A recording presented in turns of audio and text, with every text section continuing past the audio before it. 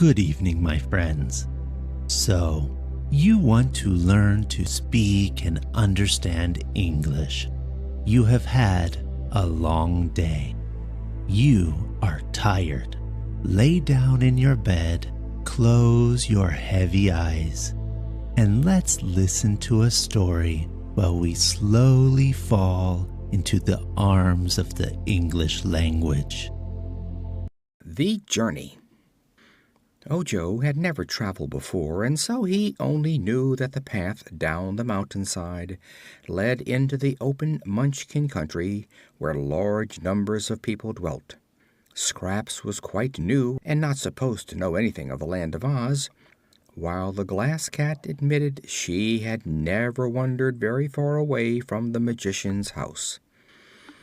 There was only one path before them at the beginning, so they could not miss their way, and for a time they walked through the thick forest in silent thought, each one impressed with the importance of the adventure they had undertaken.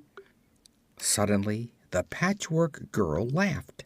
It was funny to see her laugh, because her cheeks wrinkled up, her nose tipped, her silver button eyes twinkled, and her mouth curled at the corners in a comical way.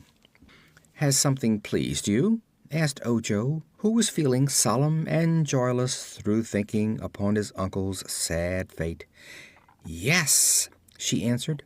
"Your world pleases me, for it is a queer world, and life in it is queerer still. Here am I, made from an old bedquilt and intended to be a slave to Margolotte, rendered free as air by an accident that none of you could foresee. I am enjoying life and seeing the world, while the woman who made me is standing helpless as a block of wood. If that isn't funny enough to laugh at, I don't know what is." "You're not seeing much of the world yet, my poor innocent Scraps," remarked the cat. "The world doesn't consist wholly of the trees that are on all sides of us." "But they're part of it, and aren't they pretty trees?" returned Scraps, bobbing her head until her brown yarn curls fluttered in the breeze. "Growing between them I can see lovely ferns and wildflowers and soft green mosses.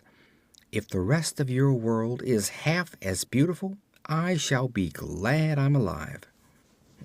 "I don't know what the rest of the world is like, I'm sure," said the cat, "but I mean to find out." "I've never been out of the forest," Ojo added, "but to me the trees are gloomy and sad, and the wildflowers seem lonesome.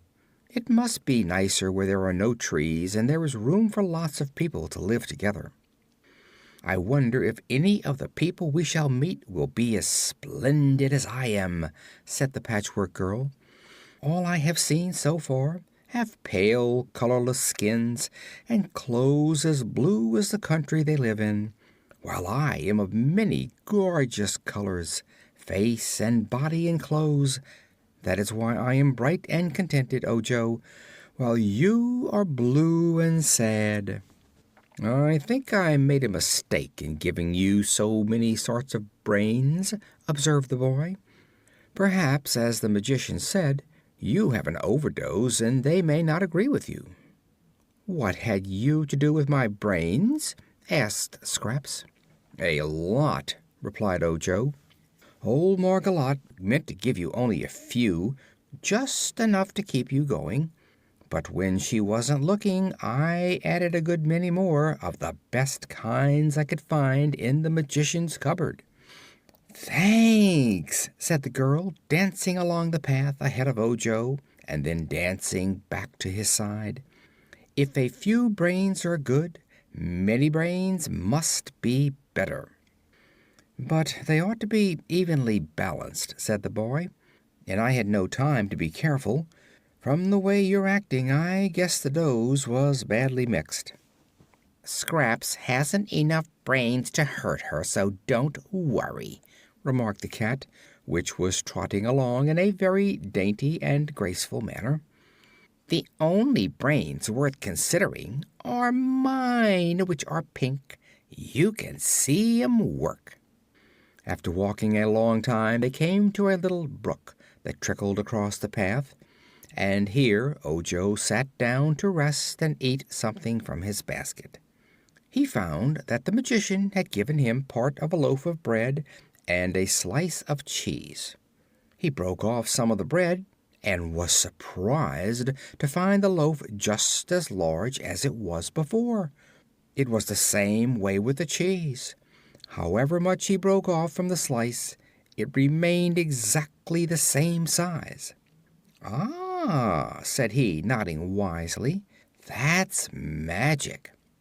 Dr. Pip has enchanted the bread and the cheese, so it will last me all through my journey, however much I eat." "Why do you put those things into your mouth?" asked Scraps, gazing at him in astonishment. "Do you need more stuffing? Then why don't you use cotton, such as I am stuffed with?" "I don't need that kind," said Ojo. "But a mouth is to talk with, isn't it?" "It is also to eat with," replied the boy. "If I didn't put food into my mouth and eat it, I would get hungry and starve." "Ah, I didn't know that," she said. "Give me some." Ojo handed her a bit of bread and she put it in her mouth. "What next?" she asked, scarcely able to speak. "Chew it and swallow it," said the boy. Scraps tried that. Her pearl teeth were unable to chew the bread, and beyond her mouth there was no opening. Being unable to swallow, she threw away the bread and laughed. "I must get hungry and starve, for I can't eat," she said. "Neither can I," announced the cat. "But I'm not fool enough to try. Can't you understand that you and I are superior people, and not made like these poor humans?" "Why should I understand that, or anything else?" asked the girl. "Don't bother my head by asking conundrums, I beg of you. Just let me discover myself in my own way." With this she began amusing herself by leaping across the brook and back again. "Be careful, or you'll fall in the water," warned Ojo. "Never mind." "You'd better. If you get wet, you'll be soggy and can't walk. Your colors might run, too," he said. "Don't my colors run whenever I run?" she asked. "Not in the way I mean. If they get wet, the reds and greens and yellows and purples of your patches might run into each other and become just a blur. No color at all, you know." "Then," said the Patchwork Girl, "I'll be careful, for if I spoil my splendid colors I would cease to be beautiful." "Pah!" sneered the Glass Cat. "Such colors are not beautiful. They're ugly and in bad taste. Please notice that my body has no color at all.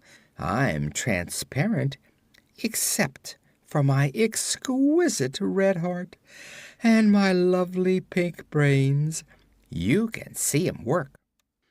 "Shoo, shoo, shoo!" cried Scraps, dancing around and laughing. "And your horrid green eyes, Miss Bungle. You can't see your eyes, but we can, and I notice you're very proud of what little color you have. Shoo, Miss Bungle, shoo, shoo, shoo! If you were all colors and many colors as I am, you'd be too stuck up for anything." She leaped over the cat and back again, and the startled Bungle crept close to a tree to escape her. This made Scraps laugh more heartily than ever, and she said: "Whoop-de-doodle-doo! The cat has lost her shoe. Her tootsie's bare, but she don't care. So what's the odds to you?" "Dear me, Ojo," said the cat, "don't you think the creature is a little bit crazy?" "It may be," he answered, with a puzzled look.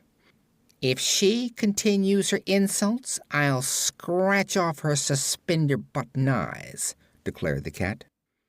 "Don't quarrel, please," pleaded the boy, rising to resume the journey. Let us be good comrades and as happy and cheerful as possible, for we are likely to meet with plenty of trouble on our way."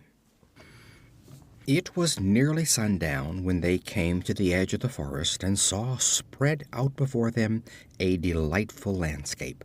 There were broad blue fields stretching for miles over the valley, which was dotted everywhere with pretty blue domed houses, none of which, however, was very near to the place where they stood. Just at the point where the path left the forest stood a tiny house covered with leaves from the trees, and before this stood a Munchkin man with an axe in his hand. He seemed very much surprised when Ojo and Scraps and the Glass Cat came out of the woods, but as the Patchwork Girl approached nearer, he sat down upon a bench and laughed so hard that he could not speak for a long time. This man was a woodchopper, and lived all alone in the little house. He had bushy blue whiskers and merry blue eyes, and his blue clothes were quite old and worn. "Mercy me!" exclaimed the woodchopper, when at last he could stop laughing. "Who would think such a funny harlequin lived in the land of Oz? Where did you come from, Crazy Quilt?" "Do you mean me?" asked the Patchwork Girl. "Of course," he replied. "You misjudge my ancestry. I'm not a Crazy Quilt. I'm Patchwork," she said. "There's no difference," he replied, beginning to laugh again. "When my old grandmother sews such things together, she calls it a crazy quilt. But I never thought such a jumble could come to life." "It was the magic powder that did it," explained Ojo. "Oh, then you have come from the Crooked Magician on the mountain. I might have known it, for, well, I declare, here's a Glass Cat. But the Magician will get in trouble for this. It's against the law for anyone to work magic except Glinda the Good and the Royal Wizard of Oz. If you people or things, or glass spectacles, or crazy quilts, or whatever you are, go near the Emerald City, you'll be arrested." "We're going there anyhow," declared Scraps, sitting upon the bench and swinging her stuffed legs. "If any of us takes a rest, we'll be arrested for sure, and get no restitution, 'cause the rest we must endure." "I see," said the woodchopper, nodding. "You're as crazy as the crazy quilt you're made of." "She really is crazy," remarked the Glass Cat, "but that isn't to be wondered at when you remember how many different things she's made of. For my part, I'm made of pure glass, except my jewel heart and my pretty pink brains. Did you notice my brains, stranger? You can see 'em work." "So I can," replied the woodchopper, "but I can't see that they accomplish much. A Glass Cat is a useless sort of thing, but a Patchwork Girl is really useful. She makes me laugh, and laughter is the best thing in the world. There was once a woodchopper, a friend of mine, who was made all of tin, and I used to laugh every time I saw him." "A tin woodchopper?" said Ojo. "That is strange." "My friend wasn't always tin," said the man, "but he was careless with his axe and used to chop himself very badly. Whenever he lost an arm or a leg, he had it replaced with tin, so after a while he was all tin." "And could he chop wood then?" asked the boy. "He could if he didn't rust his tin joints. But one day he met Dorothy in the forest and went with her to the Emerald City, where he made his fortune. He is now one of the favorites of Princess Ozma, and she has made him the Emperor of the Winkies, the country where all is yellow." "Who is Dorothy?" inquired the Patchwork Girl. "A little maid who used to live in Kansas, but is now a Princess of Oz. She's Ozma's best friend, they say, and lives with her in the royal palace." "Is Dorothy made of tin?" inquired Ojo. "Is she patchwork like me?" inquired Scraps. "No," said the man. "Dorothy is flesh, just as I am. I know of only one tin person, and that is Nick Chopper, the Tin Woodman, and there will never be but one Patchwork Girl, for any magician that sees you will refuse to make another one like you." "I suppose we shall see the Tin Woodman, for we are going to the country of the Winkies," said the boy. "What for?" asked the woodchopper. "To get the left wing of a yellow butterfly." "It's a long journey," declared the man, "and you will go through lonely parts of Oz, and cross rivers, and traverse dark forests before you get there." "Suits me, all right," said Scraps. "I'll get a chance to see the country." "You're crazy, girl. Better crawl into a rag bag and hide there, or give yourself to some little girl to play with. Those who travel are likely to meet trouble. That's why I stay at home." The woodchopper then invited them all to stay the night at his little hut, but they were anxious to get on, and so left him and continued along the path, which was broader now and more distinct. They expected to reach some other house before it grew dark, but the twilight was brief, and Ojo soon began to fear they had made a mistake in leaving the woodchopper. "I can scarcely see the path," he said at last. "Can you see it, Scraps?" "No," replied the Patchwork Girl, who was holding fast to the boy's arm so he could guide her. "I can see," declared the Glass Cat. "My eyes are better than yours, and my pink brains—" "Never mind your pink brains, please," said Ojo hastily. "Just run ahead and show us the way. Wait a minute, and I'll tie a string to you, for then you can lead us." He got a string from his pocket and tied it around the cat's neck, and after that the creature guided them along the path. They had proceeded in this way for about an hour when a twinkling blue light appeared ahead of them. "Good! There's a house at last!" cried Ojo. "When we reach it the good people will surely welcome us and give us a night's lodging." But however far they walked, the light seemed to get no nearer, so by and by the cat stopped short, saying: "I think the light is traveling too, and we shall never be able to catch up with it. But here is a house by the roadside, so why go farther?" "Where is the house, Bungle?" "Just here beside us, Scraps." Ojo was now able to see a small house near the pathway. It was dark and silent, but the boy was tired and wanted to rest, so he went up to the door and knocked. "Who is there?" cried a voice from within. "I am Ojo the Unlucky, and with me are Miss Scraps Patchwork and the Glass Cat," he replied. "What do you want?" asked the voice. "A place to sleep," said Ojo. "Come in, then, but don't make any noise, and you must go directly to bed," returned the voice. Ojo unlatched the door and entered. It was very dark inside, and he could see nothing at all. But the cat exclaimed: "Why, there's no one here!" "There must be," said the boy. "Someone spoke to me." "I can see everything in the room," replied the cat, "and no one is present but ourselves. But here are 3 beds all made up, so we may as well go to sleep." "What is sleep?" inquired the Patchwork Girl. "It's what you do when you go to bed," said Ojo. "But why do you go to bed?" persisted the Patchwork Girl. "Here, here! You are making altogether too much noise!" cried the voice they had heard before. "Keep quiet, strangers, and go to bed." The cat, which could see in the dark, looked sharply around for the owner of the voice, but could discover no one, although the voice had seemed close beside them. She arched her back a little and seemed afraid. Then she whispered to Ojo, "Come," and led him to a bed. With his hands the boy felt of the bed and found it was big and soft, with feather pillows and plenty of blankets.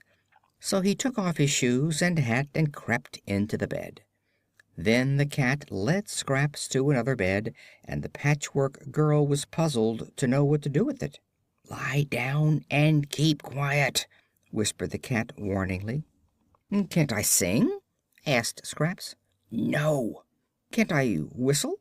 asked Scraps. "No." "Can't I dance till morning if I want to?" asked Scraps. "You must keep quiet," said the cat in a soft voice. "I don't want to," replied the Patchwork Girl, speaking as loudly as usual. "What right have you to order me around? If I want to talk, or yell, or whistle—" Before she could say anything more, an unseen hand seized her firmly and threw her out of the door, which closed behind her with a sharp slam. She found herself bumping and rolling in the road, and when she got up and tried to open the door of the house again, she found it locked. "What has happened to Scraps?" asked Ojo. "Never mind. Let's go to sleep, or something will happen to us," answered the Glass Cat. So Ojo snuggled down in his bed and fell asleep, and he was so tired that he never wakened until broad daylight.